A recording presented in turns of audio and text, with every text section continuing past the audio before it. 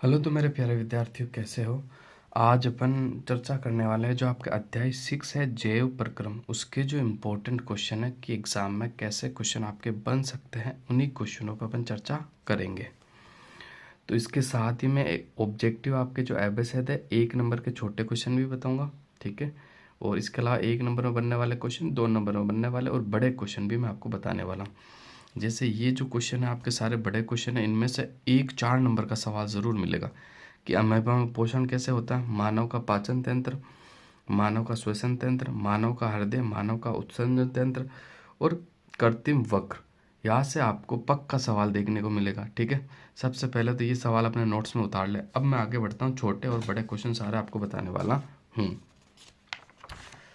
तो सबसे पहले आगे आ जाओ आप। यहाँ पर आपका एक भी इम्पोर्टेंट नहीं है, यहाँ देखो इम्पोर्टेंट आपका कि ये एक सवाल आपका 1 नंबर में इस तरह से बन सकता है, जैसे कि मैं आपको बताता हूँ। बिल्कुल आपको साफ नज़र आ रहा होगा, यहाँ पर है आपका एंजाइम। एंजाइम किसे कहते हैं, ठीक है। तो देखो इसकी जो परिभाषा मैं आपको बता देता हूँ। यहाँ से स्टार्ट है आपकी कि जटिल पदार्थों को सरल पदार्थों में खंडित करना अनिवार्य है ताकि ये जीव समारक्षण तथा वृद्धि में प्रयुक्त हो सके, और इसे प्राप्त करने के लिए जीव जैव उत्प्रेरक का प्रयोग करते हैं, इसे ही आपका एंजाइम कहते हैं। यहाँ से स्टार्ट है, ठीक है। जटिल पदार्थों से क्लियर। 1 नंबर में सवाल पूछा जाएगा एंजाइम क्या होता है, बिल्कुल आपको याद रखना। अब आगे आ जाओ। ये स्वयंपोषी विशेषण हो गया आपका। तो ग्लूकोज आपका कैसा बनता है ये देख लेना आप, ठीक है। कार्बन डाइऑक्साइड प्लस 12 आपके जो पानी के अणु हैं, फिर क्लोरोफिल की उपस्थिति में सूर्य के प्रकाश में गुणा करते तब आपका ग्लूकोज प्राप्त हो जाता है आपका, ठीक है। और ये जो है ना ग्लूकोज का फॉर्मूला 1 नंबर में बन सकता है C6H12O6, बिल्कुल आपको याद रखना। इसके अलावा देखो नीचे अगर आप आते हो तो एक परिभाषा 1 नंबर में बन सकती है कि क्लोरोप्लास्ट क्या होता है, ठीक है। अब मैं आपको बता देता हूँ। कुछ कोशिकाओं में हरे रंग के बिंदु दिखाई देते हैं। ये हरे रंग के जो कोशिकांग होते हैं ना, इन्हें ही आपको क्लोरोप्लास्ट कहा जाता है, क्योंकि इनमें क्लोरोफिल होता है। क्या होता है इनमें? क्लोरोफिल होता है। अब सवाल कैसे बनेगा, या तो डायरेक्ट परिभाषा पूछेगा क्लोरोप्लास्ट क्या होता है। तो क्लोरोप्लास्ट क्या होता है, कुछ कोशिकाओं में हरे रंग के जो बिंदु दिखाई देते हैं वे हरे बिंदु कोशिकांग हैं, इन्हें ही क्लोरोप्लास्ट कहा जाता है। क्लोरोप्लास्ट में क्या होता है, आपका क्लोरोफिल होता है। आगे बढ़ो।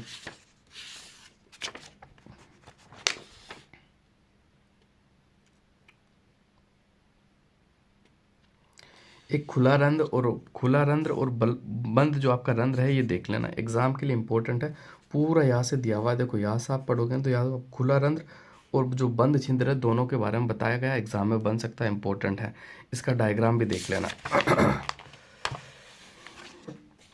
अब आगे आ जाओ। अब आगे आते हो तो देखो ये एक आप अमीबा में पोषण, जैसे कि मैंने सवाल भी बताया था कि बड़ा इंपॉर्टेंट है, 2 नंबर में बन सकता है अमीबा में पोषण। अच्छे से आप देख पाओ तो मैं इधर कर देता हूँ, ठीक है।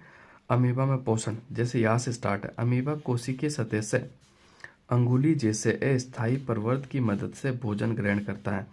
ये प्रवर्त भोजन के कणों को घेर लेते हैं और संगलित होकर खाद्य रिक्तिका बनाते हैं। खाद्य रिक्तिका के अंदर जटिल पदार्थों का विघटन सरल पदार्थों में हो जाता है। वे कोशिका द्रव में विसरित हो जाते हैं। बचा हुआ अपच पदार्थ कोशिका की सतह की ओर गति करता है और शरीर से बाहर निष्कासित कर दिया जाता है। पैरामीशियम भी एक कोशिकीय जीव है।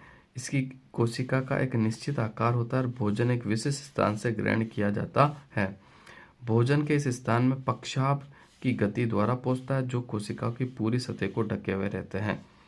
इम्पोर्टेंट है ये लाइनें यहाँ से लेकर, एक तो अमीबा और एक पैरामीशियम, क्योंकि ये क्या होता है आपके, ये जो होता है ना बिल्कुल इनका जो शरीर होता है एक कोशिकीय जीव का होता है, ठीक है। इसलिए आपको याद रखना बड़ा ही इंपॉर्टेंट है। अब देखो आगे बताता हूँ मैं बड़ा क्वेश्चन आपको। अब देखो आपको आ गया, ये मानव में जो पाचन तंत्र नहीं है मोस्ट इंपॉर्टेंट है, पूरा पढ़ के जाना। यहाँ से आपको अगर बड़ा सवाल नहीं बना तो एक तो इसका ये जो चित्र है ना, सीधा सवाल आएगा कि मानव पाचन तंत्र का चित्र बनाइए 2 नंबर में। एक चित्र पक्का इस चैप्टर से आपके बनने वाला है, या तो श्वसन तंत्र वाला बनो, या मानव पाचन तंत्र वाला बनो, या मानव हृदय वाला बनो, लेकिन पक्का बनेगा, इनको रट लेना। और यहाँ से लेकर आपका यहाँ तक अगर देखो तो मैं पूरा पाचन तंत्र है, यहाँ से आप अच्छे से पढ़ लेना। और पूरी इनकी जो प्रक्रिया होती है, पाचन तंत्र की जो पूरी प्रक्रिया होती है, बिल्कुल एग्जाम में पूछी जाएगी। सवाल कैसे बनेगा, 4 नंबर में बन सकता है कि पूरी प्रक्रिया सहित नामांकित चित्र बनाइए। आगे बढ़ो तो आगे मैं आपको बता देता हूँ।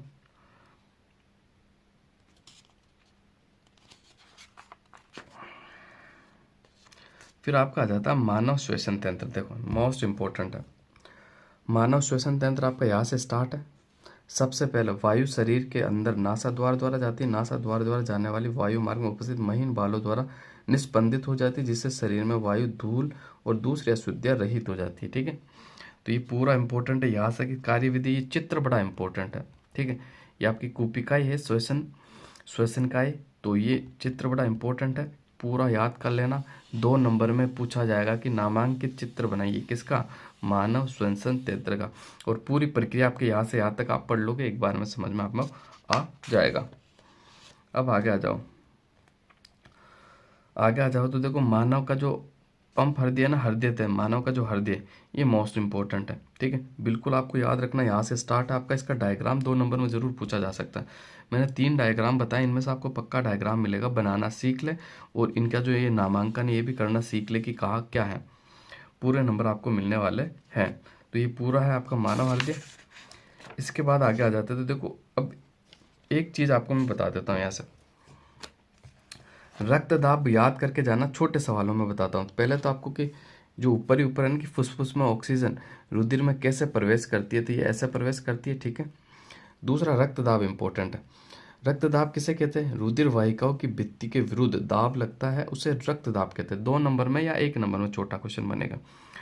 और मानव का जो सामान्य जो होता है ना, रक्त दाब कितना होना चाहिए, जिसे अपन कहते हैं बीपी, सुना होगा ना कि बीपी बढ़ गया, बीपी कम हो गया, कितना होना चाहिए, तो 120 mm से आपका 80 mm तक होना चाहिए। ठीक है, 120 mm यानी पर संकुचन दाब तो होना चाहिए आपका 120, और अनुशीतलन दाब आपका होना चाहिए 80 mm।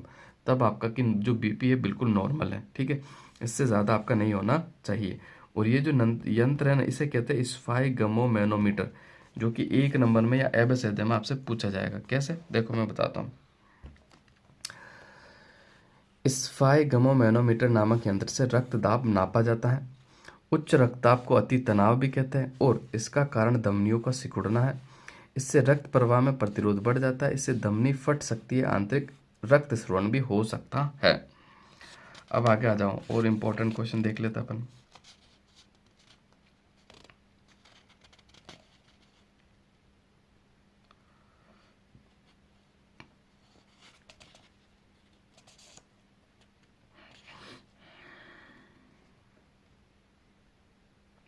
देखो एक आपका है इसमें फ्लोएम और जाइलम, जो बार बार आता है, उसके बारे में आपको बता देता हूँ।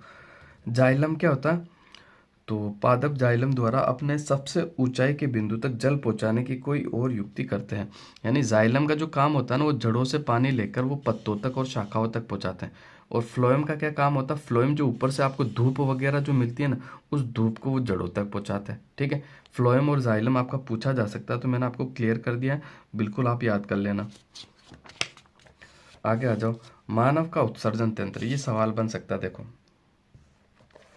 मानव में उत्सर्जन तंत्र, ये चित्र भी आपका बिल्कुल पूछा जा सकता है, मोस्ट इंपॉर्टेंट है। इसके अलावा आपको एक वृक्काणु जो होती है उसकी रचना भी पूछी जा सकती है। ये रहा एक वृक्काणु, इसकी रचना भी पूछी जा सकती है। और इसके अलावा एक नीचे इंपॉर्टेंट है आपका कृत्रिम वक यानी अपहरण।